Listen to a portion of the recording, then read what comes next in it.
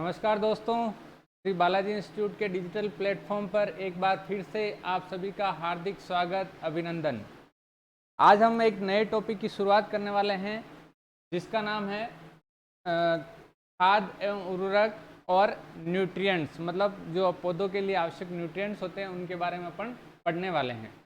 तो क्लास शुरू करने से पहले कुछ लाइनें जो मैं आपको कहना चाहता हूँ। किसी ने क्या कमाल की बात कही है कि खुद को कभी कमज़ोर साबित ना होने दें, खुद को कभी कमज़ोर साबित ना होने दें, क्योंकि डूबते हुए सूरज को देखकर लोग घरों के दरवाजे बंद कर लिया करते हैं।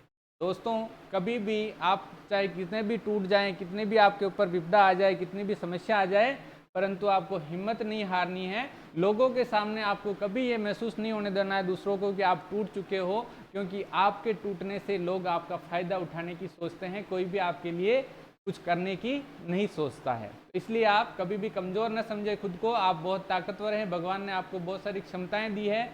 कभी गिर भी जाएं तो उठ के फिर चलने लग जाएं, परंतु ये नहीं लगना चाहिए कि आप गिर गए तो अब उठ नहीं पा रहे हैं।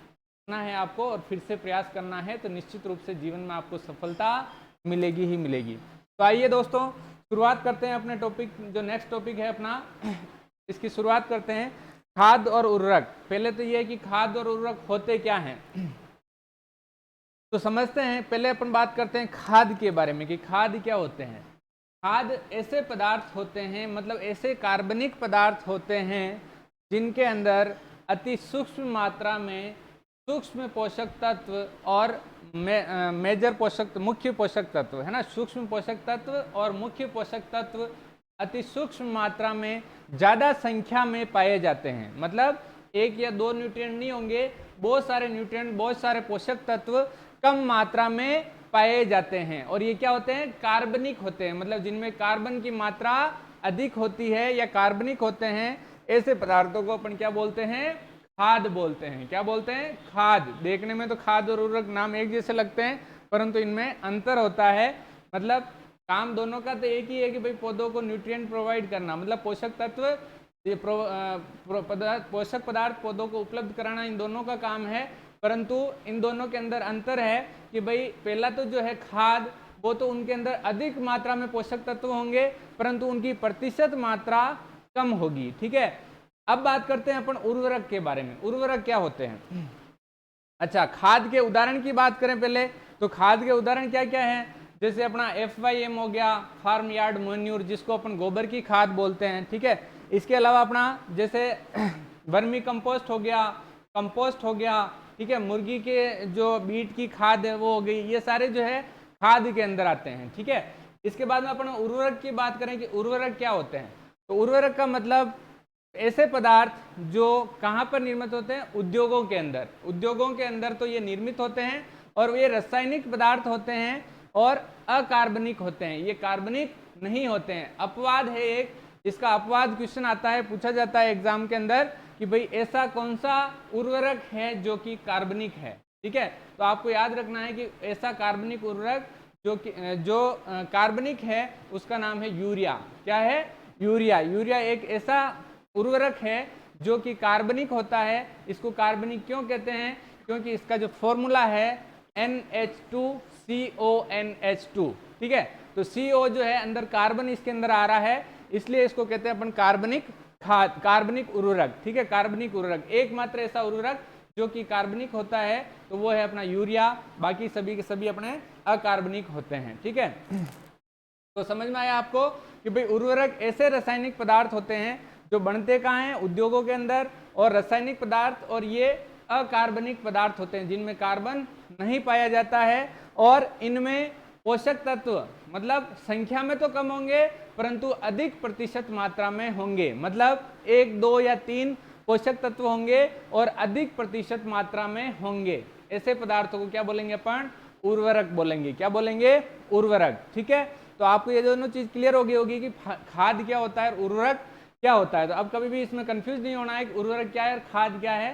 खाद का और उर्वरक का दोनों का अंतर अपने को समझ में आ जाना चाहिए। ठीक है, और दोनों काम के क्या है? ये पौधों की ग्रोथ करने के लिए, मतलब पौधों की वृद्धि के लिए पोषक तत्व जो पौधे को आवश्यक होते हैं वो पौधों को देने के लिए खाद और उर्वरकों की आवश्यकता पड़ती है। ठीक है, तो ये खाद और उर्वरक पौधों को पोषक तत्व उपलब्ध कराने का काम करते हैं। ठीक है, और जो अपने खाद होते हैं उनके अंदर जो है मतलब जल अवशोषण करने की क्षमता भी होती है और ये जमीन का सुधार करने का काम करते हैं। ठीक है, जमीन की जो दशा है उसको सुधारने का काम करते हैं, मतलब मृदा को सुधारने का काम करते हैं। और रासायनिक जो उर्वरक हैं वो मृदा को सुधारने का काम नहीं करते हैं, इवन ये कह सकते हो कि मृदा की भौतिक दशा को बिगाड़ने का काम करते हैं। ठीक है, जैसे कि अपन डीएपी का लगातार अगर प्रयोग करते रहते हैं खेत में, तो खेत जो बहुत ही कठोर हो जाता है और उसके अंदर जो अपन फिर हल भी आसानी से नहीं चला सके, इतना ज़्यादा कठोर हो जाता है जिससे पौधों की जड़ों का विकास आसानी से नहीं हो सकता है। ऐसा समय आता है एक जब लगातार अगर अपन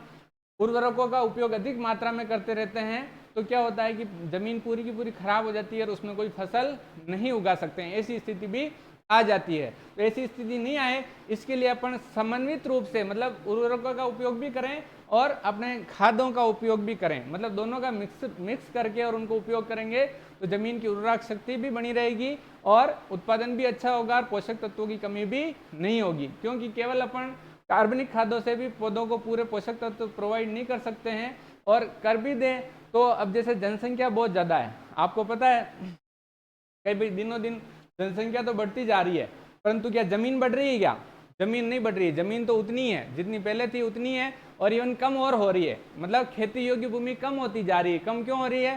क्योंकि शहरीकरण हो रहा है, ज़्यादा से ज़्यादा लोग घर बसा रहे हैं, घर बन रहे हैं, फैक्ट्रियाँ लग रही है, उद्योग लग रहे हैं बहुत सारे, है ना, तो इस वजह से रोडें बन रही है।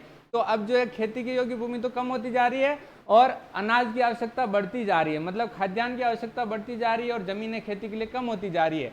तो ऐसी कंडीशन के अंदर अपन जो है भूमि की जो अगर क्षमता, उसको जो आवश्यकता है पोषक तत्वों की, वो अगर उसको पूरा उपलब्ध नहीं करा पाए, मतलब फर्टिलाइजर्स का उपयोग अपन ने बंद कर दिया, तो इतना उत्पादन अपन नहीं कर पाएंगे जितना अपने को जरूरत पड़ेगी। ठीक है, तो इसलिए अपने को ये भी नहीं कह सकते कि फर्टिलाइजर्स यानी उर्वरकों का उपयोग बंद कर दें, और ये भी नहीं कह सकते कि केवल मैन्योर्स यानी खादों के द्वारा ही अपन उत्पादन ले सकते हैं। ठीक है, तो दोनों का समान रूप से सम्मिलित उपयोग करने से अपन भूमि की उर्वरक शक्ति भी बनाए रख सकते हैं और अपन अधिक उत्पादन भी प्राप्त कर सकते हैं। ठीक है, तो पहले खाद को समझ लें कि कार्बनिक पदार्थ होते हैं। क्या होते हैं? ये कार्बनिक पदार्थ होते हैं जो सूक्ष्म जीवों द्वारा सड़ा कर तैयार किए गए बनाए जाते हैं। ये खाद जो होते हैं सूक्ष्म जीवों द्वारा सड़ा के बनाते हैं अपन।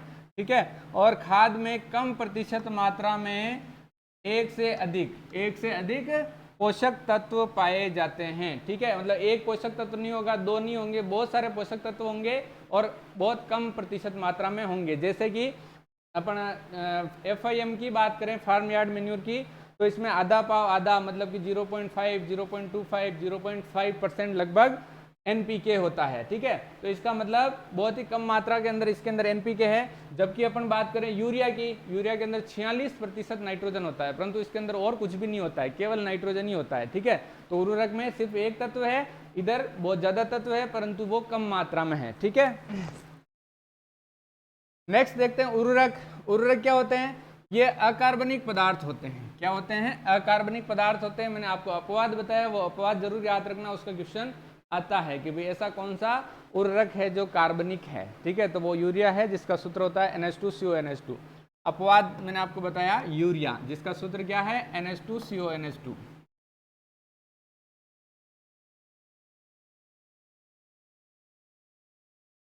ठीक है, ये इसका सूत्र होता है। तो ये जो है मतलब एक अपवाद है, इसके ये कार्बनिक उर्वरकों के अंदर आता है। ठीक है, उर्वरकों में एक या दो तत्व अधिक प्रतिशत मात्रा में होते हैं। ठीक है, मतलब प्रतिशत मात्रा उनकी अधिक होगी परंतु number of elements, number of तत्व कम होंगे। ठीक है,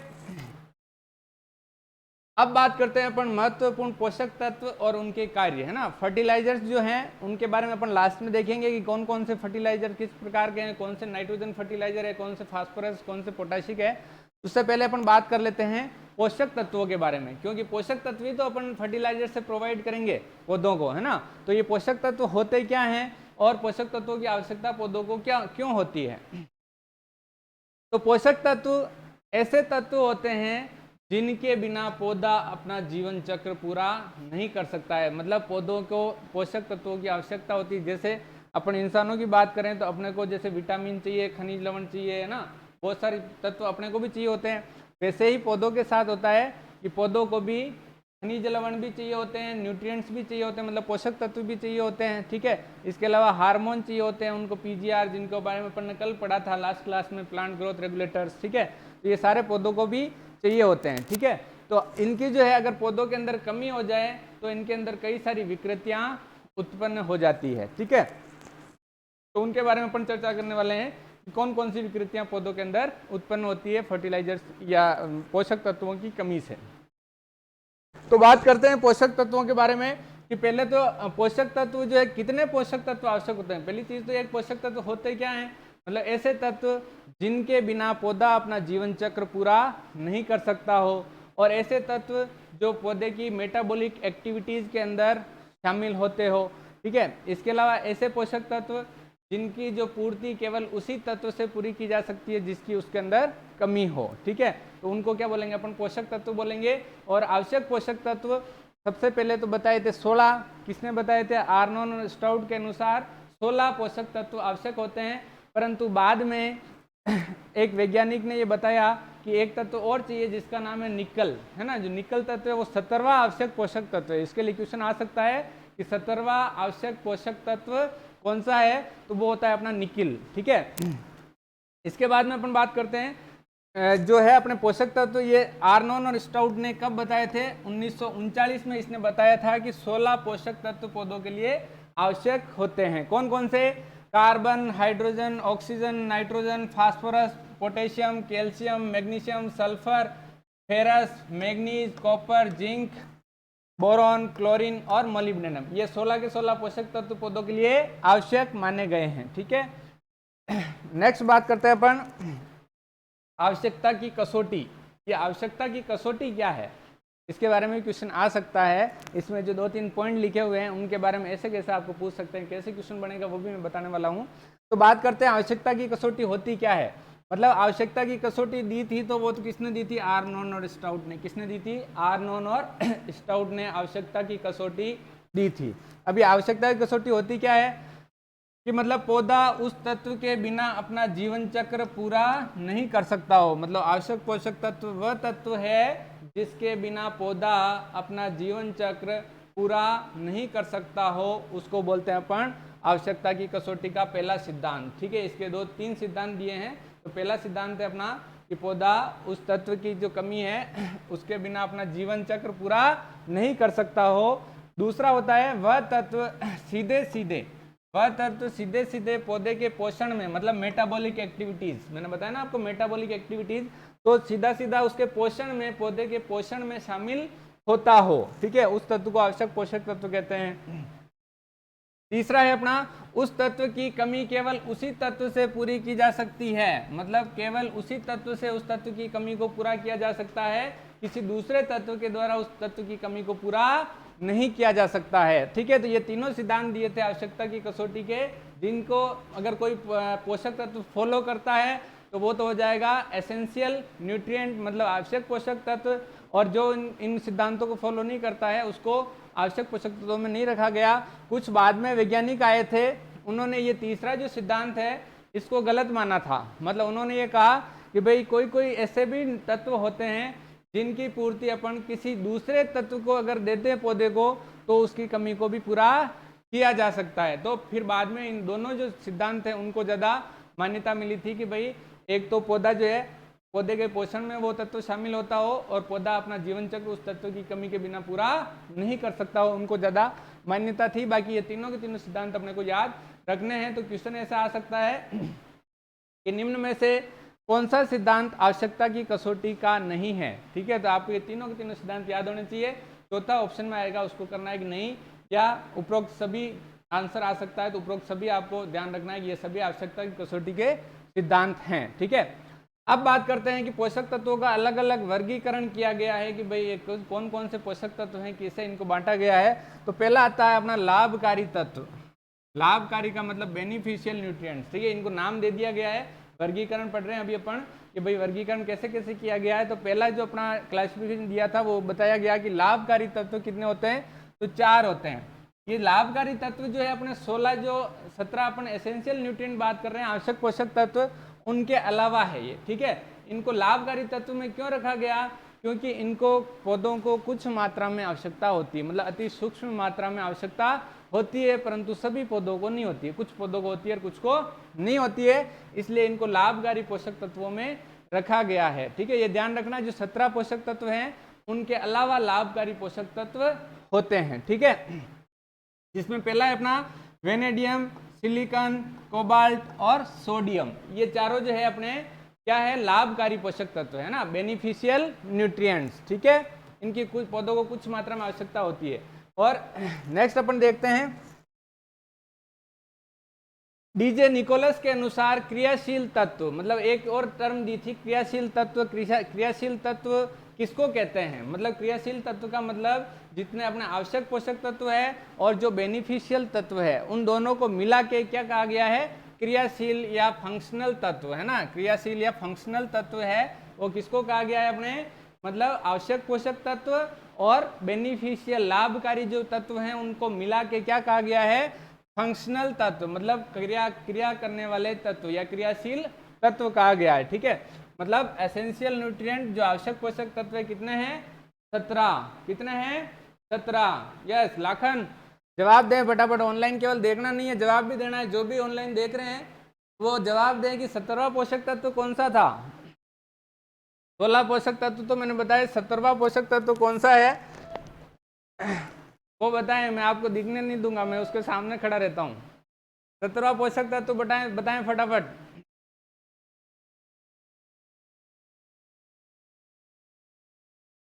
सभी का जवाब आना चाहिए, जो भी देख रहे हैं फटाफट कमेंट करके बताएं कि 17वां पोषक तत्व कौन सा है। लाखन, महेंद्र, मुकेश, खुशहाल, नितेश, संजय, फटाफट सभी के सभी कमेंट करें। पवन दिख भी रहा होगा कुछ कुछ को, तो टीप के बता दो फटाफट, कमेंट कर दो। टीपना तो अच्छा आता होगा आपको, है ना। हाँ फटाफट बताओ। निकल, शाबाश। महेंद्र का सही जवाब है, लाखन का भी सही जवाब है, बाकी लोगों को अभी तक नहीं आया है। कौन सा है? फटाफट जवाब देवें। ठीक है, चलो बात करते हैं। निकल जो बताया बिल्कुल सही है आपका आंसर। जिन्होंने निकल बताया उनका आंसर बिल्कुल सही है। तो 17वां पोषक तत्व अपना निकल है। तो मैंने आपको बताया, मैं ये बता रहा था आपको कि फंक्शनल तत्व कौन से होते हैं, मतलब एसेंशियल मतलब आवश्यक पोषक तत्व, और बेनिफिशियल मतलब लाभकारी तत्व, जो अपन ने 4 बताए थे, ठीक है। उन दोनों को जोड़ लिया जाए तो उनको मिला के क्या बोलते हैं अपन? फंक्शनल तत्व। ये किसने बताया था? डीजे निकोलस ने। किसने बताया था? डीजे निकोलस ने नई टर्म दी थी कि क्रियाशील तत्व भी होते हैं, मतलब क्रियाशील तत्व इन सबको मिला के कहा गया है, ठीक है। अब पोषक तत्व मतलब जो है, जो ये पहले तो मतलब 20 थे। कितने थे? 20, क्योंकि 16 थे आवश्यक पोषक तत्व, 16 थे और बेनिफिशियल 4 थे, तो 16 और 4 कितने हो गए? 20। परंतु अब जो है ये कितने हो गए हैं? 21 हो गए हैं, है ना। अभी 21 हो गए हैं क्योंकि 17वां पोषक तत्व भी आ गया है, ठीक है। तो अब टोटल कितने क्वेश्चन आ जाए कि भाई क्रियाशील तत्व कितने हैं? तो 21 है। कितने हैं? 21 है। और आवश्यक पोषक तत्व कितने हैं? 17, है ना। एसेंशियल न्यूट्रिएंट कितने हैं? 17। और लाभकारी पोषक तत्व कितने हैं? 4, ठीक है। ये ब्राउन जो था, ब्राउन ने 1985 में बताया था कि 17वां आवश्यक पोषक तत्व भी होता है जिसका नाम है निकल, ठीक है। निकल जो है 17वां आवश्यक पोषक तत्व किसने आता है, किसने बताया था? अगर डीपली पूछते हैं तो आपको ब्राउन पूछेंगे, बाकी तो ऐसे ही पूछते हैं कि भाई 17वां पोषक तत्व कौन सा है। सिंपल है, बहुत ही सिंपल है, आंसर दे सकते हो आसानी से आप कि 17वां पोषक तत्व निकल होता है, ठीक है। नेक्स्ट है आवश्यक पोषक तत्व जो है अपने 17 है, ठीक है। और संरचनात्मक पोषक तत्व कितने हैं? 3 है। ये भी इंपॉर्टेंट है कि संरचनात्मक पोषक तत्व कितने होते हैं? तो CHO मतलब कार्बन, हाइड्रोजन और ऑक्सीजन, इन तीनों तत्वों को संरचनात्मक का मतलब क्या हो गया? पौधे की संरचना के निर्माण में ये बहुत ज्यादा आवश्यक होते हैं, इसलिए इनको संरचनात्मक पोषक तत्व कहा गया है, ठीक है। अब आता है कि बाहरी धातुएं कौन कौन सी है? जो पोषक तत्व हैं उनमें से बाहरी धातुएं कौन कौन सी है? तो मैग्नीज, फेरस, निकल, कॉपर और जिंक, ये धातुओं के अंदर आते हैं ना, बाहरी धातुओं के अंदर आते हैं। फेरस, मैग्नीज, निकल, कॉपर और जिंक, ठीक है। नेक्स्ट बात करते हैं पौधों में तत्वों की गतिशीलता। ये मोस्ट इंपॉर्टेंट पॉइंट है, अपना टॉपिक है, यहाँ से क्वेश्चन बनता है। ठीक है, क्वेश्चन आया हुआ है पहले भी कई एग्जामों में कि पौधों में गतिशील पोषक तत्व का क्वेश्चन आता है कि भाई पौधे में कौन सा तत्व गतिशील है, कौन सा अगतिशील है। ठीक है, ज्यादा पूछने के चांसेस होते हैं इसके, अगतिशील पोषक तत्व के। ठीक है, तो भाई पौधे के अंदर कौन कौन सा अगतिशील है, तो कैल्शियम और बोरोन अपने अगतिशील होते हैं। दोनों आपको दोनों अगर एक साथ याद नहीं रहे तो एक याद रख लेना, या तो गतिशील याद रख लेना या अगतिशील याद रख लेना। ये अलग अलग है, मतलब पौधों में अलग अलग गतिशील होते हैं और जो जमीन के अंदर मृदा में अलग गतिशील और अगतिशील होते हैं। ठीक है, तो वो दोनों पढ़ेंगे अपन अभी। पहला अत्यधिक गतिशील तत्व। अत्यधिक गतिशील तत्व पौधों के अंदर कौन कौन से हैं, nitrogen, phosphorus, potash, molybdenum, magnesium और क्लोरीन। ठीक है, अब क्वेश्चन ये आता है कई बार कि पौधे में कमी के लक्षण, पौधों में तत्वों की कमी के लक्षण, कौन से पौधे के लक्षण कहाँ पे दिखाई देते हैं, मतलब कौन से पौधे में किस जगह कौन से पोषक तत्व की कमी के लक्षण दिखाई देते हैं। तो आपको ये इस डायग्राम से याद रखना है। देखो, सबसे पहले तो अपन बात करते हैं कि कैल्शियम और बोरोन ये अगतिशील तत्व है। ठीक है, अगतिशील तत्व कहाँ जाएंगे, ऊपर। जो शीर्ष टर्मिनल ग्रोथ वाली शाखा होती है, जो कल अपन ने पढ़ा था एपिकल डोमिनेंस है ना, शीर्ष वाली जो शाखा है उसके अंदर जो अपन इसको मेरिस्टेम भी बोल सकते हैं, मतलब ऊपर ही ऊपर टॉप वाला जो पोर्शन है उसके अंदर बोरोन और कैल्शियम की कमी के लक्षण दिखाई देते हैं। ठीक है, उसके बाद में आता है सेकेंड नंबर पे जो मध्यम पुरानी पत्तियां होती है उनके ऊपर। ये तो सबसे नीचे वाली सबसे पुरानी पत्तियां हैं, सबसे पहले नीचे वाली पत्तियां ही तो आई, फिर बढ़ते बढ़ते ऊपर गया था, है ना। तो ये सबसे पुरानी पत्तियां हैं, इनके ऊपर दिखाई देंगे अत्यधिक गतिशील पोषक तत्वों की कमी के लक्षण, मतलब zinc, molybdenum, magnesium, potassium, phosphorus और नाइट्रोजन, इनकी कमी के लक्षण तो दिखाई देंगे पुरानी पत्तियों पर। ठीक है, और बीच में जो मध्यम प्रकार की पत्तियां हैं उनके ऊपर सल्फर, मैग्नीज, फेरस और कॉपर की कमी के लक्षण दिखाई देते हैं। इस डायग्राम को आपको अच्छे से याद रखना है। नेक्स्ट बात करते हैं मृदा में तत्वों की गतिशीलता। ये मोस्ट इंपॉर्टेंट है, मैंने आपको पहले ही बताया था कि दोनों तरह के क्वेश्चन आते हैं कि भाई पौधे में कौन सा गतिशील है और मृदा में कौन सा गतिशील है। ठीक है, तो मृदा के अंदर अगतिशील, यहाँ पे भी अगतिशील ज्यादा महत्वपूर्ण है, इसमें से क्वेश्चन पूछा गया है। फास्फोरस के लिए 2-3 बार क्वेश्चन आया हुआ है, मोस्ट वेरी वेरी इंपॉर्टेंट, इसको आप कर सकते हो। ठीक है, कि मृदा के अंदर कौन सा पोषक तत्व अगतिशील है, तो इसमें फास्फोरस पूछा गया है कई बार। ठीक है, इसको याद रखना है। अपन बात करते हैं अत्यधिक गतिशील पोषक तत्वों की, तो उसमें है नाइट्रोजन, सल्फर, बोरोन, क्लोरीन और मैग्नीज। ठीक है, ये जो तत्व हैं ये अत्यधिक गतिशील है। और अगतिशील मतलब अगतिशील और गतिशील का अंतर क्या है, ये तो पता है आप लोगों को, नहीं सुना कभी मोबाइल और इमोबाइल। मोबाइल का मतलब एक तो अपना बेसिक डब्बा होता है फोन, जो एक ही जगह पड़ा रहता है। मोबाइल को अपन लेके घूमते हैं, नहीं घूमते हैं, इधर उधर इधर उधर, है ना। तो मोबाइल का मतलब होता है, इनको इंग्लिश में गतिशील को बोलते हैं मोबाइल। क्या बोलते हैं, मोबाइल।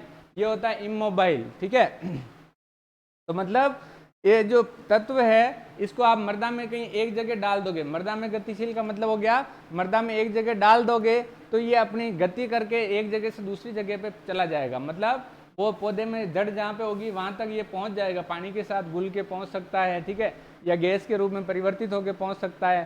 तो ये मतलब मृदा के अंदर एक जगह से दूसरी जगह पहुंच सकते हैं, वो तो कहलाते हैं गतिशील। क्या कहलाते हैं, गतिशील। और जो एक जगह से दूसरी जगह नहीं पहुंच सकते हैं, मतलब फास्फोरस और जिंक जो है इसको मृदा में जहाँ पे डाल दिया आपने वहीं पर ये निठल्ले की तरह पड़ा रहेगा, मतलब इतना ज़्यादा आलसी है ये कि बिल्कुल हिलना चलना ही इसको पसंद नहीं है। जहाँ पे आपने डाल दिया कितने ही साल तक वो वहीं पड़ा रह जाएगा, परंतु वहाँ से कहीं नहीं हिलेगा। ठीक है, मतलब कुंभकर्ण से भी भारी आदमी है ये जो है, जिंक और पोटेशियम फास्फोरस जो है दोनों ही बहुत ज़्यादा भारी आदमी है। कुंभकर्ण तो 6 महीने ही सोता था, पर ये तो लाइफ टाइम सोए ही रहते हैं। ठीक है, इसका उदाहरण दूं मैं आपको कि भाई अपन जो फास्फोरस मतलब डीएपी जो पौधों के देते हैं, फसल में देते हैं, तो आपको याद होगा कि अपन उसको बेसल डोज के रूप में देते हैं। बेसल डोज क्या होती है वो भी अपन आगे पढ़ने वाले हैं, पर फिर भी आपको बता देता हूँ।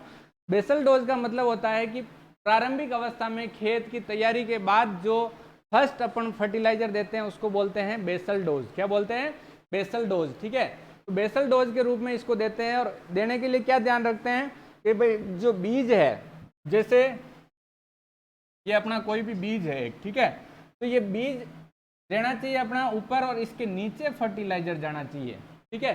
जो डीएपी है वो नीचे रहना चाहिए और ऊपर बीज रहना चाहिए, ये जमीन है अपनी, ठीक है। जमीन के अंदर ही बोएंगे बीज को, क्या बाहर रखेंगे? बाहर ऊपर रखेंगे तो उग जाएगा क्या?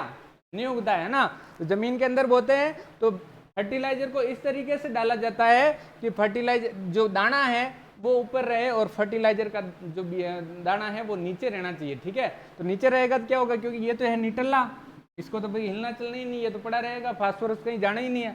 तो इससे जो जड़ें निकलेगी वो जड़ें इस तक पहुंच जाएगी, ठीक है। वो जड़ें इस तक पहुंच के ऊपर तो ये शूट बन जाएगा और नीचे जड़ें इसको फास्फोरस को ग्रहण कर लेगी, ठीक है। तो इसलिए जो है इसको अपन को इस तरीके से देना चाहिए, मतलब जो बीज बोई करते हैं तो उसके साथ ऊर कर देते हैं, मतलब सीड ड्रिल के माध्यम से इसको दिया जाता है। तो इसमें ध्यान ये रखते हैं कि भाई नीचे फर्टिलाइजर का दाना पड़ना चाहिए और ऊपर बीज पड़ना चाहिए। इस तरीके से बुआई करने से ज़्यादा इसकी मतलब उपयोग कर सकते हैं, इसको यूज एफिशिएंसी वो बढ़ जाती है इसकी, ठीक है।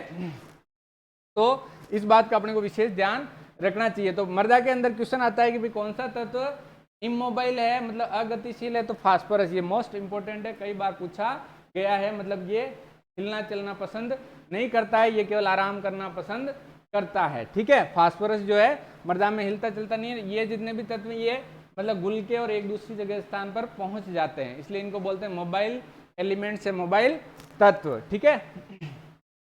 आगे चलते हैं अपन वर्गीकरण। अब जो है ये तो सामान्य अपन बात करें वर्गीकरण के अंदर ही है वो भी, परंतु वो सामान्य कुछ न्यूट्रिएंट्स को अलग अलग भागों में अपन बांट सकते हैं, उसके बारे में अपन ने बात किया। अब स्पेशली जो है मतलब जो इनका फर्टिलाइजर्स का वर्गीकरण कैसे किया गया है, उर्वरकों का वर्गीकरण, पोषक तत्वों का वर्गीकरण कैसे किया गया है। तो पहला जो अपनाता है स्थूल या प्रमुख पोषक तत्व, है ना। स्थूल या प्रमुख पोषक तत्व जिनको बोलते हैं अपन मैक्रोन्यूट्रिएंट्स। क्या बोलते हैं? मैक्रोन्यूट्रिएंट्स। मतलब एक ये ऐसे तत्व होते हैं जिनकी आवश्यकता पौधों को अधिक मात्रा में होती है, जिनकी पौधों को अधिक मात्रा में आवश्यकता होती है, उनको बोलते हैं अपन मैक्रोन्यूट्रिएंट या मुख्य पोषक तत्व या स्थूल पोषक तत्व, ठीक है। तो ये कौन कौन से होते हैं, जैसे इनको वापस अलग अलग भागों में अपन बांट सकते हैं। पहला अपना आता है संरचनात्मक तत्व, ठीक है। मैक्रोन्यूट्रिएंट्स जो है उनका फिर से क्लासिफिकेशन किया गया है, जिसमें फर्स्ट आता है अपना संरचनात्मक यानी स्ट्रक्चरल, है ना। स्ट्रक्चरल पहले अपन ने पढ़े, अभी इसके बारे में पढ़ा था, है ना। CHO मतलब संरचना का निर्माण करते हैं ये, इसलिए इनको बोलते हैं संरचनात्मक तत्व, ठीक है। पौधे की संरचना में मुख्य भूमिका ये निभाते हैं। तो कौन कौन से हैं? कार्बन, हाइड्रोजन और ऑक्सीजन, ठीक है। कार्बन, हाइड्रोजन और ऑक्सीजन। कार्बन तो पौधों को मिलती है वायुमंडल से, CO2 के रूप में ग्रहण करते हैं, और H और O ये मिलते हैं जल से, है ना। H2O जल होता है ना, तो वहां से मिलते हैं ये पौधों को, ठीक है। तो संरचनात्मक तत्व ये तीनों होते हैं CHO। क्वेश्चन आ जाए कि निम्न में से संरचनात्मक तत्व कौन सा है, ठीक है। तो आपको याद रखना है कि NPK, सॉरी CHO। संरचनात्मक तत्व कौन से हैं? CHO, ठीक है। दूसरा आता है अपना प्राथमिक पोषक तत्व। प्राथमिक पोषक तत्व का मतलब ऐसे पोषक तत्व जिनकी अधिक मात्रा में तो आवश्यकता है ही है, परंतु इनको भी 3 बताए गए हैं। कौन कौन से? NPK, मतलब पौधों को इनकी अधिक मात्रा में आवश्यकता होती है, इसलिए इनको मैक्रोन्यूट्रिएंट्स के अंदर रखा गया है। प्राथमिक पोषक तत्व इनको कहा गया है क्योंकि दूसरे तत्व मतलब कम मात्रा में होंगे तो भी चल जाएगा, परंतु इनकी पौधों को अधिक मात्रा में आवश्यकता होती है, इसलिए इनको प्राथमिक पोषक तत्व कहा गया है। नाइट्रोजन, फास्फोरस और पोटाश ये क्या है? प्राथमिक पोषक तत्व है। क्या है? प्राथमिक पोषक तत्व। नेक्स्ट है अपना द्वितीयक पोषक तत्व यानी सेकेंडरी एलिमेंट्स, ठीक है। सेकेंडरी एलिमेंट्स यानी द्वितीयक पोषक तत्व CaMgS याद रखना। Calcium, magnesium, sulphur. Calcium, magnesium, sulphur ये सेकेंडरी तो कभी भूलना ही नहीं है, ऐसा याद होना चाहिए, कभी भूलो ही नहीं। Calcium, magnesium, sulphur. Calcium, magnesium, sulphur ये क्या है? सेकेंडरी न्यूट्रिएंट्स है, मतलब द्वितीयक पोषक तत्व है। द्वितीयक पोषक तत्व कैल्शियम, मैग्नीशियम और सल्फर हैं। नेक्स्ट बात करते हैं अपन सूक्ष्म, वो तो देखो मैक्रोन्यूट्रिएंट्स हो गए। अब आ रहे हैं अपने माइक्रोन्यूट्रिएंट्स, ठीक है। वो उनके प्रकार वहीं तक थे, अब अपन पढ़ रहे हैं सूक्ष्म या ट्रेस पोषक तत्व, जिसको अपन माइक्रोन्यूट्रिएंट बोलते हैं। क्या बोलते हैं?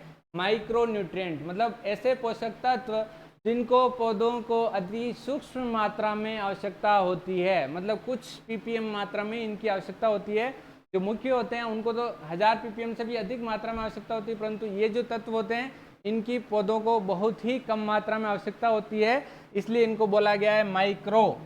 एक तो हो गया मैक्रो, मैक्रो का मतलब बड़ा, मतलब अधिक आवश्यकता, और माइक्रो मतलब सूक्ष्म, सूक्ष्म का मतलब कम आवश्यकता पौधों को होती है। तो ये माइक्रो न्यूट्रिएंट्स हैं, तो पौधों को अति सूक्ष्म मात्रा में इनकी आवश्यकता होती है, इसलिए इनको सूक्ष्म पोषक तत्व बोला गया है। कौन कौन से हैं? फेरस है, मैग्नीज है, कॉपर है, जिंक है, बोरॉन है, क्लोरीन है, मोलिब्डेनम है और निकल है। ये जो है सूक्ष्म पोषक तत्वों में आते हैं, माइक्रो न्यूट्रिएंट्स के अंदर आते हैं। ठीक है, अगला है अपना पोषक तत्वों की कमी और अधिकता के लक्षण। ठीक है, अपना जो सबसे इंपॉर्टेंट पार्ट है इस टॉपिक को जो अपन पढ़ रहे हैं उसका सबसे इंपॉर्टेंट पार्ट यही है। ठीक है, मतलब यहाँ से क्वेश्चन अपने पुटअप होते हैं कि भाई सूक्ष्म पोषक तत्वों की कमी से या मुख्य पोषक तत्वों की कमी से कौन कौन से विकार पौधों के अंदर उत्पन्न होते हैं। ठीक है, तो पहला है अपना नाइट्रोजन। ठीक है, नाइट्रोजन, तो नाइट्रोजन की जो काम क्या है, नाइट्रोजन पौधे किस रूप में ग्रहण करते हैं, तो सबसे पहले तो बात करते हैं नाइट्रोजन को पौधे नाइट्रेट के रूप में यानी NO3- के रूप में, देखो जितने भी पोषक तत्व हैं पौधे उनको आयनिक फॉर्म में ग्रहण करते हैं। ठीक है, आयन के रूप में ग्रहण करते हैं। आयन क्या होते हैं? धन आयन और ऋण आयन, धन आयन और ऋण आयन। ठीक है, मतलब प्लस और माइनस के रूप में पौधे इनको ग्रहण करते हैं। तो ये जो है कुछ तत्व है उनको तो धन आयन के रूप में ग्रहण करेंगे, कुछ को ऋण आयन के रूप में। नाइट्रोजन ऐसा है जिसको दोनों रूप में ग्रहण करते हैं, NO3- के रूप में और NH4+ के रूप में। नाम भी इनके याद रखने हैं, NO3- का मतलब होता है नाइट्रेट। क्या होता है? नाइट्रेट। और अमोनिया NH4+ बोलते हैं, अमोनिया के रूप में पौधे ग्रहण करते हैं। और नाइट्रोजन को कुछ पौधे एमाइड के रूप में भी ग्रहण करते हैं। ठीक है, अब नाइट्रोजन काम क्या आता है? नाइट्रोजन का मेन काम होता है वानस्पतिक वृद्धि करना। क्या काम है? वानस्पतिक वृद्धि करना, मतलब पौधे की वानस्पतिक वृद्धि में ये सहायक होते हैं। ठीक है, कमी से क्या हो जाता है? पुरानी पत्तियों में हरिमाहीनता। क्या हो जाती है? पुरानी पत्तियों में हरिमाहीनता हो जाती है। मतलब हरिमाहीनता क्या है? ये दिखाई दे रहा है आपको, ये पीले पड़ रहे हैं ना ये पौधे, तो ये क्या है? हरिमाहीनता है ना। हरिमाहीनता को आप क्लोरोसिस भी बोल सकते हो और हिंदी में आप पीला पड़ना भी बोल सकते हो। ठीक है, तो ये हो जाता है पौधों में नाइट्रोजन की कमी के कारण। एक कायिक विकार है जिसका नाम है फूल गोभी में बटनिंग। बटनिंग का मतलब होता है कि बटन के जैसे फूल बनना। बटन कैसे होते हैं? छोटे छोटे होते हैं ना बटन, तो वैसे ही फूल गोभी के फूल जो है वो छोटे रह जाते हैं, उसको बोलते हैं बटनिंग। क्या बोलते हैं? बटनिंग। ठीक है, तो फूल गोभी में बटनिंग जो होती है वो नाइट्रोजन की कमी से होती है। ठीक है, नेक्स्ट है फसलों में स्टारवेंशन, मतलब फसलें जो होती है, ये फसलें जो है अपने एग्रोनॉमिकल क्रॉप्स, ठीक है, सस्य विज्ञान की फसलें, तो उनके अंदर स्टारवेंशन नामक बीमारी हो जाती है। स्टारवेंशन को क्या बोलते हैं? भूखमरी की बीमारी। ठीक है, भूखमरी की बीमारी मतलब उनके अंदर जो उपज कम हो जाती है। ठीक है, उसको बोलते हैं अपन भूखमरी की बीमारी या स्टारवेंशन बीमारी। नेक्स्ट है अपना कायिक विकार। जो कायिक विकार, एक तो अपन ने पढ़ा था बटनिंग, एक स्टारवेंशन भी अपना कायिक विकार ही था, परंतु अगर अपन और दूसरे कायिक विकार की बात करें तो जैसे पौधों में इसकी अधिकता से, नाइट्रोजन की अधिकता से होने वाले कायिक विकार, वो तो कमी से थे, ये अधिकता की वजह से है ना। तो अधिकता की वजह से पौधों के कवक रोगों के प्रति अधिक सुग्राही हो जाते हैं। मतलब नाइट्रोजन की अधिकता होती है तो उसमें अंदर रोग और बीमारियां अधिक लगती है, मतलब कवक रोग जो होते हैं वो ज्यादा लगते हैं। ठीक है, किसकी वजह से? नाइट्रोजन की अधिकता की वजह से। क्यों? इसका कारण समझ लें कि भाई जब नाइट्रोजन की अधिकता होगी तो पौधा वानस्पतिक वृद्धि बहुत फास्ट करेगा, मतलब तीव्र गति से वानस्पतिक वृद्धि करेगा। और जब पौधा तीव्र गति से वानस्पतिक वृद्धि करेगा तो क्या होगा कि पौधा जो वानस्पतिक वृद्धि मतलब शारीरिक रूप से तो अच्छा डेवलप हो जाएगा, ठीक है, परंतु उसके अंदर जो ताकत होनी चाहिए ना, शरीर में मजबूती जो होनी चाहिए वो उसके अंदर नहीं रहेगी। ठीक है, तो इस वजह से वो रोगों से नहीं लड़ पाता है। रोगों से नहीं लड़ पाने की वजह से उसके अंदर रोग बीमारियां ज्यादा लग जाते हैं। ठीक है, तो वानस्पतिक वृद्धि उसकी अधिक हो जाती है, जिसके कारण रोगों के प्रति सुग्राही हो जाता है पौधा, मतलब उसमें रोग ज्यादा लगते हैं। ठीक है, अधिकता के कारण। और पुष्पन में देरी, मतलब जब पौधा वानस्पतिक वृद्धि अधिक करता रहेगा तो पुष्पन में ज्यादा समय लगेगा, देरी होगी। ठीक है, नेक्स्ट है अपना आलू व फूल गोभी में खोखला तना, होलो स्टेम। ठीक है, इसका क्वेश्चन आता है कि आलू में खोखला तना, यानी ये देख सकते हो फोटो आपके लिए लगा रखा है कि भाई ये आलू बाहर से तो पूरा अच्छा दिख रहा है परंतु बीच में से खाली रह जाता है, मतलब ये कोई कीड़ा वीड़ा कुछ भी नहीं है इसके अंदर, परंतु बीच में से खाली जगह रह जाती है। बाहर से पूरी अच्छी वृद्धि कर ली, परंतु बीच में से खोखला है, तो उसको बोलते हैं अपन खोखला तना या होलोस्टेम। क्या बोलते हैं? होलोस्टेम या खोखला तना। ठीक है। दूसरा ये फूल गोभी में भी होता है। फूल गोभी में बीच का जो भाग है वो खोखला रह जाता है, बाहर से पूरा अच्छे से वृद्धि करता है, उसको भी बोलते हैं खोखला तना या होलो स्टेम। किसका? फूल गोभी का। ठीक है। तो ये भी होता है अपना नाइट्रोजन की अधिकता के कारण। नेक्स्ट है अपना बीमारियां व रोग जो है, ये अलग से टॉपिक है ना, बीमारियां और रोग। ये अपन न्यूट्रिएंट पढ़ रहे हैं, परंतु अपने एक दो कायिक विकार नाम आया ना, तो इसलिए आपको ये समझाना जरूरी है, इसलिए मैंने यहीं पे इसको लिख दिया है। ठीक है। तो बीमारियां क्या होती है, रोग मतलब रोग क्या होते हैं, रोग या बीमारियां क्या होती है, और कायिक विकार क्या होते हैं। ठीक है। ये समझने के लिए मैंने आपके लिए यहाँ पे लिखा है ये पॉइंट।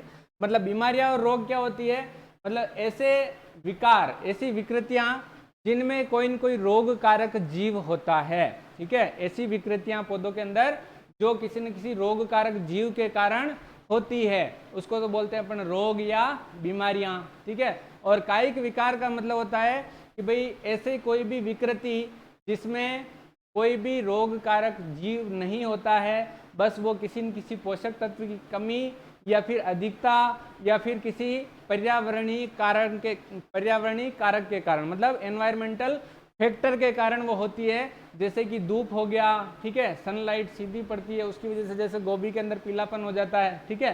तो इस तरीके से कोई भी मतलब पर्यावरणीय प्रभाव के कारण या फिर भौतिक क्षति के कारण पौधों के अंदर ये समस्याएं, विकृतियां हो सकती है। विकृति का मतलब क्या होता है? नॉर्मल ग्रोथ नहीं होना। ठीक है। सामान्य जो ग्रोथ होती है उसके विपरीत वृद्धि होती है, उसको बोलते हैं अपन विकृति। ठीक है।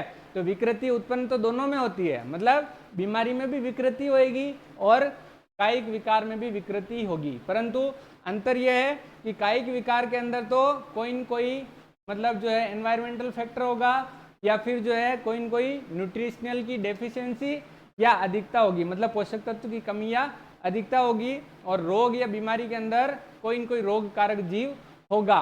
बाकी मतलब सिम्टम लगभग एक जैसे हो सकते हैं। ठीक है। तो समझ लें इसको, किसी न किसी रोग कारक जीव के कारण होती है, उसको बोलते हैं अपन बीमारी या रोग। किसी पोषक तत्व की कमी या बाहरी वातावरणीय कारक से उत्पन्न विकृति को क्या बोलते हैं अपन? कायिक विकार।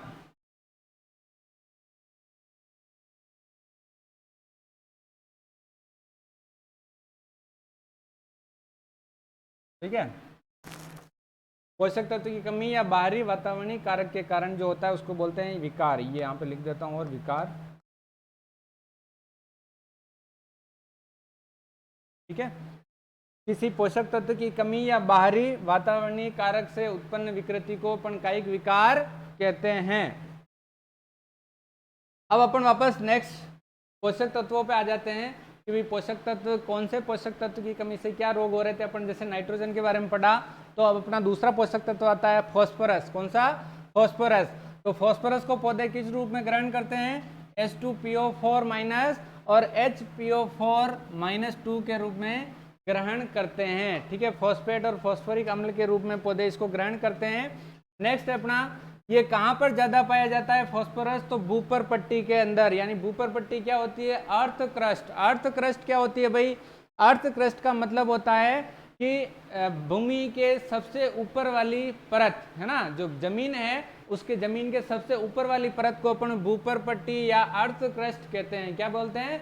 अर्थ क्रस्ट या भूपर पट्टी। ठीक है। तो इसके अंदर फास्फोरस अधिक मात्रा में पाया जाता है। अर्थ क्रस्ट या भूपर पट्टी में फास्फोरस अधिक मात्रा में पाया जाता है। ठीक है।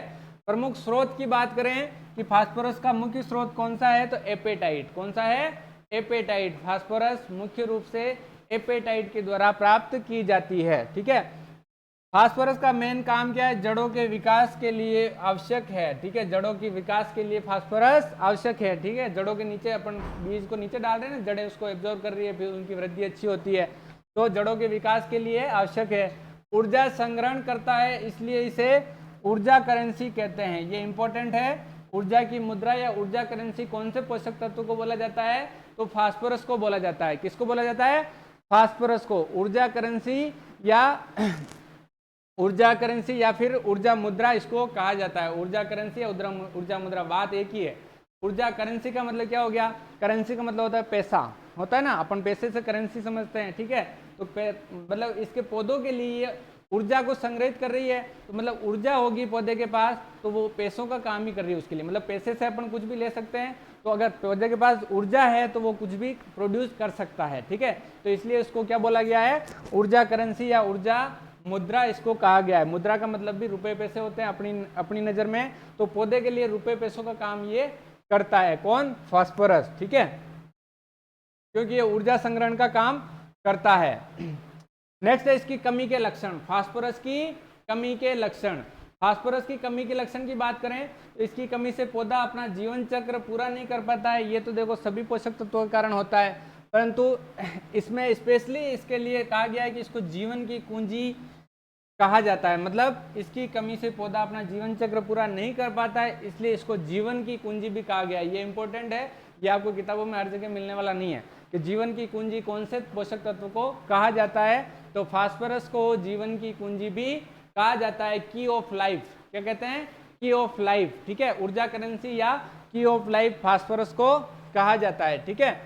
कमी से पत्तियां गहरे हरे रंग की, पहले तो होती है गहरे हरे रंग की, ठीक है। जब फास्फोरस की कमी होगी तो पहले तो होगी पत्तियां गहरे हरे रंग की, परंतु बाद में वे बैंगनी रंग में परिवर्तित हो जाती है, ठीक है, लाल या बैंगनी रंग की। ये जो दिखाई दे रही है आपको, मतलब हल्का लाल भी दिख रहा है और बैंगनी रंग भी दिख रहा है, तो इस तरह की संरचना ये भी इस पे भी दिखाई दे रही है ना। मक्का का पौधा है ये, तो इसके ऊपर इन पत्तियों पे अपने को दिखाई दे रहा है कि हल्के लाल से बैंगनी रंग का कलर इसका हो गया है, जो किसकी कमी से होता है, फास्फोरस की कमी के कारण। नेक्स्ट है फास्फोरस की कमी से पत्तियां कैसी होती है, हंसियाकार। हंसिया क्या होता है, ये ऐसा, ये दराती होती है ना, दांतली अपन गेहूं वगैरह काटते हैं, हंसिया उसको भी बोलते हैं, सिक्कल बोलते हैं, क्या बोलते हैं, सिक्कल, ठीक है। तो ये ऐसी संरचना पत्तियों की हो जाती है, मतलब फास्फोरस की कमी से, मतलब पत्तियां जो है इस फास्फोरस की कमी से हंसियाकार हो जाती है। तो क्वेश्चन आ सकता है कि कौन से पोषक तत्व की कमी से पत्तियां हंसियाकार हो जाती है, तो आपको याद रखना है फास्फोरस की कमी से, ठीक है। कमी के लक्षण पुरानी पत्तियों पर दिखाई देते हैं। कहाँ पे दिखाई देते हैं, अपन ने वहां पढ़ा था पहले, ये भी कहाँ पे दिखाई देते हैं, पुरानी पत्तियों पर। फास्फोरस की कमी के लक्षण पुरानी पत्तियों पर दिखाई देते हैं। और सबसे इसका इंपॉर्टेंट क्वेश्चन मैंने आपको बताया था वहीं पे कि भाई अगतिशील है, कहाँ पर, मृदा में। फास्फोरस मृदा के अंदर अगतिशील तत्व है, ये मोस्ट वेरी इंपॉर्टेंट क्वेश्चन है, मैंने जो कंपटीशन एग्जाम दिए हैं उनमें भी आया हुआ है, ठीक है। आगे चलते हैं, पोटेशियम। नेक्स्ट अपना पोषक तत्व है पोटेशियम, जिसको पौधे किस रूप में ग्रहण करते हैं, K+ के रूप में। किस रूप में, K+ के रूप में पौधे इसको ग्रहण करते हैं। प्रमुख स्रोत है इसका माइका। माइका जो है, माइका से पोटेशियम प्राप्त किया जाता है, ठीक है। माइका में कौन कौन से आते हैं, जैसे बायोटाइट, मस्कोवाइट, फेल्सपार आदि के अंदर ये पोटेशियम पाया जाता है, ठीक है। प्रमुख कार्य क्या है इसके, रंध्र खोलना एवं बंद करना। पोटेशियम का मुख्य कार्य है रंध्र खोलना एवं बंद करना, मतलब जब पौधे के अंदर स्ट्रेस होगा तो ये रंध्र को बंद कर देगा, और जब उसकी पानी वगैरह की फुल सप्लाई होगी तो रंध्र को खोल देगा। मतलब रात में रंध्र खुलते हैं, रात में बंद होते हैं, दिन में खुलते हैं, तो उसका प्रोसेस भी पोटेशियम के द्वारा निर्धारित होता है, ठीक है। पौधों में रोग प्रतिरोधक क्षमता को बढ़ाता है। क्या करता है, रोग प्रतिरोधक क्षमता को बढ़ाता है, मतलब इम्यूनिटी को बढ़ाने का काम कौन करता है, पोटेशियम। पोटेशियम मेनली पौधों में गुणवत्ता बढ़ाने का काम भी करता है, मतलब फल और उत्पादन जो भी अपन लेंगे, फलों का लेंगे, अनाज का लेंगे, दालों का लेंगे, तो उनमें गुणवत्ता बढ़ाने का काम कौन करता है, पोटेशियम, ठीक है। पोटेशियम गुणवत्ता बढ़ाने का काम करता है, रोग प्रतिरोधक क्षमता भी ये बढ़ाता है, गुणवत्ता बढ़ाने का काम करता है, ठीक है। इतने अच्छे जो क्वालिटी वाले फ्रूट्स दिख रहे हैं, इनमें पोटेशियम की कोई कमी नहीं है। पोटेशियम की कमी होगी तो वो छोटे छोटे सिकड़े हुए मरे से फ्रूट लगते हैं, ठीक है।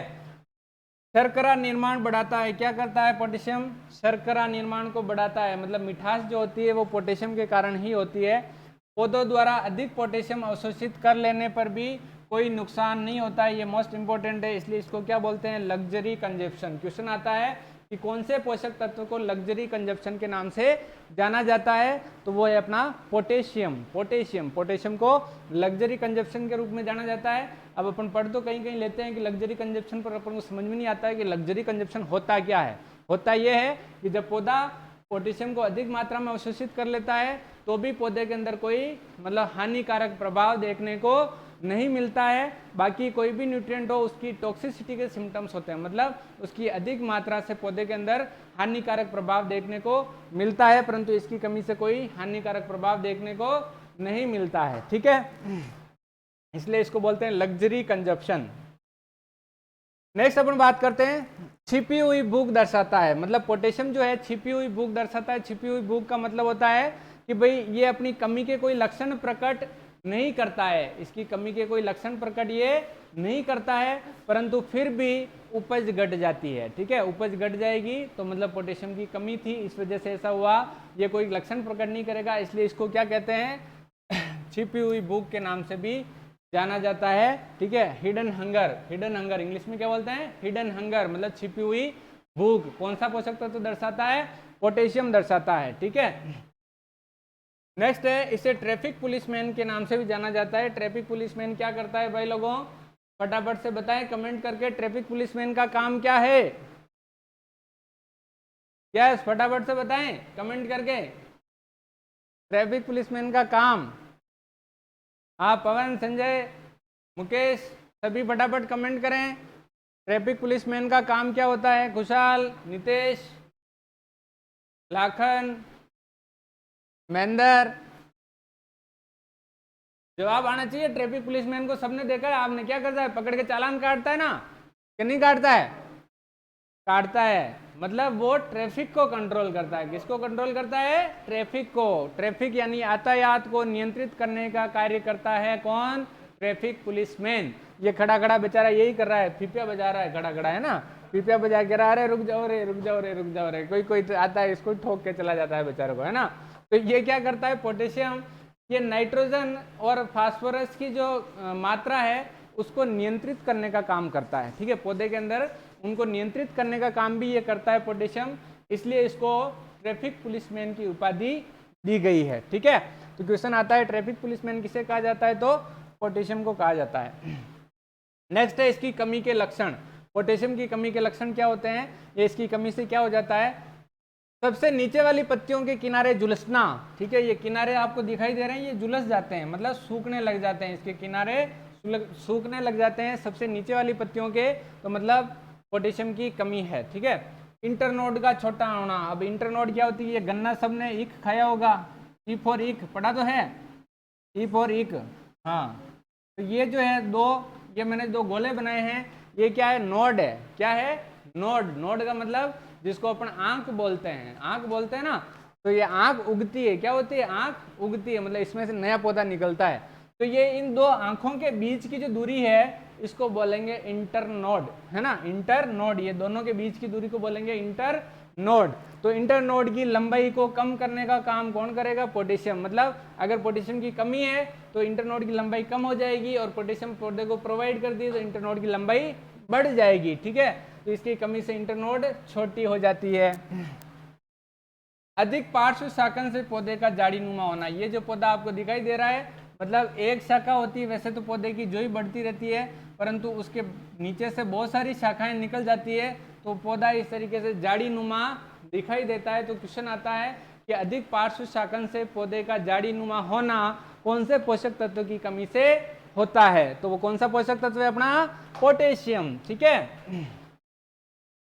नेक्स्ट देखते हैं दाने व फलों का सिकुड़ना। ठीक है, जब मैंने आपको बताया कि भाई गुणवत्ता को नियंत्रित करता है, पोटेशियम गुणवत्ता को बढ़ाने का काम करता है, तो इसकी कमी हो जाती है तो दाने सिकुड़ जाते हैं, मतलब मरे मरे से सिकुड़े हुए बेचारे कुपोषण का शिकार हो जाते हैं।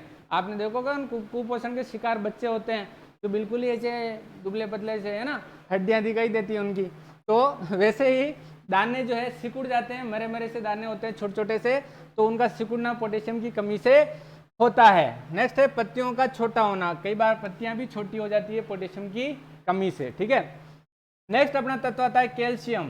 कैल्शियम को अपन Ca+2 के रूप में पौधा ग्रहण करता है। किस रूप में ग्रहण करता है, Ca+2 के रूप में पौधा इसको ग्रहण करता है। प्रमुख स्रोत की बात की जाए कैल्शियम के, तो डोलोमाइट या कैल्साइट। किस किस में मिलता है ये कैल्शियम, डोलोमाइट और कैल्साइट। ठीक है, कैल्साइट और डोलोमाइट में ये मिलता है। ठीक है, ये करता क्या है, कोशिका भित्ति का अनिवार्य अंग है। कैल्शियम जो है कोशिका भित्ति का अनिवार्य अंग है, मतलब कोशिका भित्ति को बनाने का काम ये करता है। ठीक है, अपने अंदर जैसे मैंने बताया था ना, कैल्शियम क्या करता है, हड्डियों का निर्माण करता है कि नहीं करता? हाँ करता है। तो अपने हड्डियां जो अपने अंदर का मजबूती का काम हड्डियां ही करती है, तो पौधे के अंदर कोशिका भित्ति होती है। ठीक है, तो कोशिका भित्ति को बनाने का काम, उसको मजबूत करने का काम कौन करता है? अपना कैल्शियम भाई करता है। कौन करता है? कैल्शियम भाई करता है। ठीक है, नेक्स्ट अपन देखते हैं, दलहनी फसलों में प्रोटीन का निर्माण में उपयोगी है। कैल्शियम जो है दलहनी फसलों में किसका निर्माण करता है? प्रोटीन का निर्माण करता है। किसका निर्माण करता है? प्रोटीन का निर्माण करता है। ठीक है, कोशिका विभाजन एवं कोशिका वृद्धि के लिए आवश्यक है। कोशिका विभाजन और कोशिका वृद्धि के लिए कौन सा न्यूट्रिएंट चाहिए?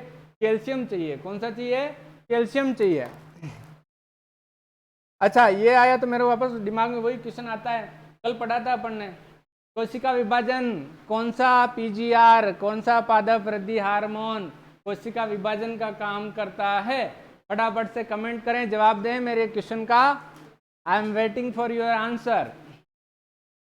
कौन सा पोषक तत्व, कौन सा पीजीआर मतलब वृद्धि हार्मोन कोशिका विभाजन का काम करता है? तो साइटोकाइनिन। लाखन भंडारी जी आंसर दे रहे हैं, आपका जवाब सही है कि नहीं है वो बाद में बताएंगे हम, ताकि तब तक दूसरे जवाब दे दें।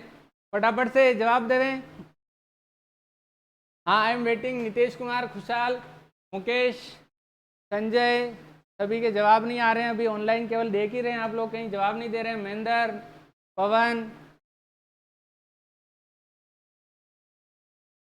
हाँ, तो साइटोकाइनिन जो है अपना बिल्कुल सही आंसर है। पीजीआर, महेंद्र का भी जो जवाब आया, पीजीआर जो है प्लांट ग्रोथ रेगुलेटर, कौन सा कोशिका विभाजन करने का काम करता है? तो वो है अपना साइटोकाइनिन। और यहाँ पे कोशिका विभाजन में कौन सा पोषक तत्व रेस्पॉन्सिबल है? कैल्शियम। अब कमी के लक्षण, कैल्शियम बहुत ही इंपॉर्टेंट तत्व है ना, इसके क्वेश्चन आपके आते ही आते हैं एग्जाम में, याद रखने अपने को, मतलब याद रहने वाले हैं आपको। ये क्लास ले ली, इसका मतलब आपको याद हो गए। शीर्ष कलिकाओं का मरना। ठीक है, पहला जो इसका कमी के कारण शीर्ष कलिकाएं, मतलब शीर्ष कलिकाएं आपको ये दिख रही है, कलिका जैसे लटक गई ना, लटक गई का मतलब मर गई बेचारी, से आगे मतलब वृद्धि नहीं करेगी है, तो शीर्ष कलिकाएं मर जाती है किसकी कमी के कारण? कैल्शियम की कमी के कारण। ठीक है, शीर्ष कलिका का हुक जैसी संरचना में बदलना। ये हुक जैसी ऐसे मुड़ गई ना, ये मुड़ी हुई है तो हुक जैसी बन गई। ठीक है, तो मुड़ना भी कैल्शियम की कमी से होता है। अब इंपॉर्टेंट जो पूछा जाने वाला है वो तो ये है, टमाटर में बेर। बेर का मतलब बेर खाने वाले बेर की बात नहीं हो रही है। बेर का मतलब बेर इसका कायिक विकार है। क्या है? कायिक विकार, यानी फिजियोलॉजिकल डिसऑर्डर। तो बेर जो है कायिक विकार, वो किसकी कमी से होता है? अपना कैल्शियम की कमी से। किसमें होता है? बेर टमाटर के अंदर होता है। ठीक है, होता है क्या है वो इस फोटो को देखो आप। ठीक है, ये जो है मतलब ये जहाँ पे ब्लॉसम जुड़ा रहता है, ब्लॉसम का मतलब क्या होता है? फूल। ये इस भाग पे ब्लॉसम जुड़ा रहता है अपना, ब्लॉसम का मतलब होता है फूल। तो ये जहाँ पे फूल जुड़ा रहता है वहां से सड़ने लग जाता है। ठीक है, तो उसको बोलते हैं blossom and wrote. Blossom and wrote मतलब ब्लॉसम फूल जहाँ से जुड़ा हुआ है वहां से सड़ने लग जाता है, तो उसको बोलते हैं ब्लॉसम एंड रोट, जो किसकी कमी से होता है? अपना कैल्शियम की कमी से। कैल्शियम की कमी से किसमें होता है? टमाटर में। क्वेश्चन 2 या 3 तरीके से पूछा जा सकता है कि बेर किसका कायिक विकार है, तो बेर मत लिख देना वहां पे, बेर नहीं लिखना है। ठीक है, डेट जो बेर अपना है जिजिपस मोरेसियाना, वो बेर की बात नहीं हो रही है। बेर किसका कायिक विकार है? टमाटर का। किसका है? टमाटर का। दूसरा क्वेश्चन आता है कि बेर किसकी कमी से होता है? कैल्शियम की कमी से होता है। तीसरा, बेर का पूरा नाम क्या है? Blossom and wrote. Blossom and wrote. ठीक है, इसका शाब्दिक अर्थ है ब्लॉसम का मतलब फूल, एंड का मतलब अंत, और रोट का मतलब सड़ना। ठीक है, नेक्स्ट देखते हैं अपन अंगूर में कैलिक्स एंड रोट। ये भी इंपॉर्टेंट कायिक विकार है, कैल्शियम की कमी से ही होता है, जिसको अपन शॉर्ट में सेर बोल सकते हैं, CER। Calyx and wrote, calyx and wrote, calyx and wrote. ठीक है, ये किस में होता है? अंगूर में होता है। याद रखना है, कैलिक्स एंड रोट किस में होता है? अंगूर में होता है। किसके कारण होता है? कैल्शियम की कमी के कारण। किसकी कमी के कारण? कैल्शियम की कमी के कारण। फोटो ये देखें अच्छा सा, कैलिक्स एंड रोट का, ये इसमें दिखाई दे रहे हैं बहुत सारे अंगूर, ये सड़ गए, मतलब बड़े हुए ही नहीं, छोटे छोटे ही सड़ गए, है ना। तो ये क्या है? कैलिक्स एंड रोट है। ठीक है, नेक्स्ट अपना सेव के अंदर बिटर टिप्स, है ना। सेब के अंदर बीटर टिप्स नामक एक कायिक विकार होता है, ये आपको दिखाई दे रहा है, ये जो चकत्ते पड़ जाते हैं। सेब आपने देखे होंगे, एप्पल, उसके ऊपर ऐसे चकत्ते दिखाई देते हैं और अंदर से काटते हैं तो अंदर भी ऐसे कैसे दाग दिखाई देते हैं, ठीक है। तो वो दाग जो है उसके उत्तक जो है कुछ मर जाते हैं, उस वजह से बनते हैं। तो ये किसकी कमी से होते हैं? कैल्शियम की कमी से। किसकी कमी से? कैल्शियम की कमी से, जिसको बोलते हैं अपन सेब का बीटर टिप्स। क्या बोलते हैं? सेब का बीटर टिप्स, ठीक है। नेक्स्ट है अपना मोलिब्डेनम। मोलिब्डेनम को पौधा किस रूप में ग्रहण करता है? मोलिब्डेट के रूप में, जो है अपना MOO4-2 के रूप में पौधा इसको ग्रहण करता है। मोलिब्डेट के रूप में पौधा इसको ग्रहण करता है, ठीक है। प्रमुख स्रोत की बात की जाए तो ओलिवाइन, मतलब ओलिवाइन में जो है मोलिब्डेनम अधिक मात्रा में मिलता है, पाया जाता है। अब बात करें कि इसकी कमी से या इससे क्या नुकसान या क्या कार्य इसके, तो दालों में ये क्या करता है? नाइट्रोजन स्थिरीकरण का कार्य करता है। मोलिब्डेनम दालों, दलहनी फसलें हैं उनमें नाइट्रोजन स्थिरीकरण का कार्य करता है, मतलब रूट नोडुल्स बनाने का, मतलब जड़ों में गांठे बनाने का काम ये करता है। कमी के लक्षण की बात करें तो नींबू व रिजका में अंतःशिरा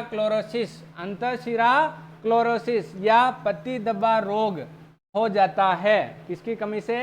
मोलिब्डेनम की कमी से अंतःशिरा रोग या फिर क्लोरोसिस जो है पौधे के अंदर हो जाता है, या पत्ती धब्बा रोग भी उसको बोल सकते हैं अपन, जो किसमें होता है? नींबू और रिजका में। किसकी कमी से? मोलिब्डेनम की कमी से, ठीक है। नेक्स्ट है अपना फूल गोभी में विप्टेल। ये मोस्ट इंपॉर्टेंट है, कई एग्जामों में पूछा गया है, वेरी वेरी इंपॉर्टेंट, ठीक है, वेरी वेरी इंपॉर्टेंट है। फूल गोभी में विप्टेल, फूल गोभी में विप्टेल नामक कायिक विकार किसकी कमी से हो रहा है? मोलिब्डेनम की कमी से। इसको याद रखने के लिए मैंने तो मेरे दिमाग में ट्रिक बना रखी है, आप भी याद रखो तो रख लेना। MO को उल्टा करते हैं तो क्या बनता है? M को उल्टा क्या होगा? W। M का उल्टा W होता है, ठीक है। तो एक बार क्या हुआ, ABCD सीख रहे थे, मतलब क्या हुआ कि एक मैडम जी ABCD सिखा रहे थे बच्चों को। तो ABCD सिखाते समय क्या हुआ कि वो M तक पहुंचे थे, केवल M तक ही सिखाई थी और छुट्टी हो गई। तो M तक कैसे सिखाई थी ABCD? A फॉर अज्ञा की बई, B फॉर बाल्या की बई, C फॉर कालिया की बई, ऐसे वो सिखा रहे थे, ठीक है। तो M फॉर मांग्या की बई तक वो पहुंच गए थे, ठीक है। तो उसके बाद में छुट्टी हो गई थी। अगले दिन फिर आए बच्चे, फिर मैडम ने उनको पूछा कि ABCD याद हो गई? हाँ हो गई। मैडम को नहीं पता था कि मैंने केवल M तक ही सिखाया था। तो उन्होंने W लिख दिया और W लिख के बोला कि भाई, हाँ भाई मुकेश तू खड़ा हो, बता कि भाई ये इसका मतलब क्या होता है, इसको क्या कहते हैं। तो मुकेश बोला कि या तो मांगिया की भाई उल्टी होगी ठीक है। तो ये जो है अपने को याद रखना है कि M का उल्टा W होता है, मतलब W, विप्टेल को अपन स्पेलिंग लिखते हैं तो विप्टेल, विप्टेल ये होती है ना। तो अपने को स्पेलिंग याद नहीं रखनी है, अपने को W से स्पेलिंग शुरू हो रही है, इतना से ध्यान रखना है। तो M की कमी मतलब मोलिब्डेनम की कमी से विप्टेल नामक कायिक विकार होता है। किसमें होता है? अपना फूल गोभी में होता है, इतना सा याद रख लेना आप, ठीक है। W याद रखना है, पूरी स्पेलिंग याद रखने की जरूरत नहीं है आपको। फूल गोभी में विप्टेल कायिक विकार किसकी कमी से? मोलिब्डेनम की कमी से। सिम्टम की बात करें तो इस तरीके से देखो, फूल जो है छितरा छितरा सा दिख रहा है, अच्छा सा कॉम्पैक्ट फूल नहीं बनता है, मतलब छितरा छितरा सा, मतलब बिखरा हुआ फूल बन रहा है इसके अंदर। पत्तियों की बात की जाए तो इस तरीके से तलवार नुमा संरचना इन पत्तियों की हो जाती है, मतलब पत्तियां सही शेप में नहीं बन पाती। ये थोड़ी ठीक है, बाकी ये सारी पत्तियों की शेप बिगड़ गई है, तो इसको बोलते हैं अपन विप्टेल। क्या बोलते हैं?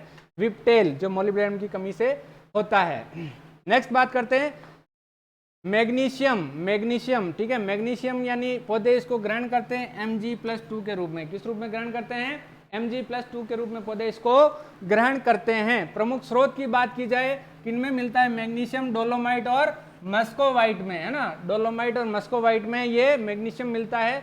और क्या करता है? ये पर्णहरित का आवश्यक घटक है। पर्णहरित का आवश्यक घटक क्वेश्चन आता है, ये इंपॉर्टेंट क्वेश्चन है, ठीक है, इंपॉर्टेंट लिख लेना इसको। पर्णहरित का आवश्यक घटक कौन सा है? पर्णहरित का आवश्यक घटक कौन सा पोषक तत्व है? तो वो अपना है मैग्नीशियम। मैग्नीशियम पर्णहरित का आवश्यक घटक है। कमी के लक्षण की बात की जाए तो पौधे के अंदर जो हरिमाहीनता भी हो जाती है, इस तरीके के लक्षण अपने को दिखाई देते हैं, मतलब डिसकलरेशन हो जाता है पौधे का, ठीक है। क्लोरोफिल जो है गायब हो जाता है, क्लोरोफिल कम बढ़ने लग जाता है, उसके अंदर हरित लवक कम बनता है। इसके विशेष लक्षणों की बात की जाए तो निचली व पुरानी पत्तियों में पीली पड़ जाती है। निचली और पुरानी पत्तियां जो होती है वो पीली पड़ जाती है, परंतु पीली कैसे पड़ती है, इसकी शिराएं हैं वो तो हरी रहती है, बाकी का भाग पीला पड़ जाता है। ठीक है, शिराएं पीली रहती है, मतलब शिराएं हरी रहती है, और जिसको अपन इंटरवेनल क्लोरोसिस बोलते हैं। क्या बोलते हैं? इंटरवेनल।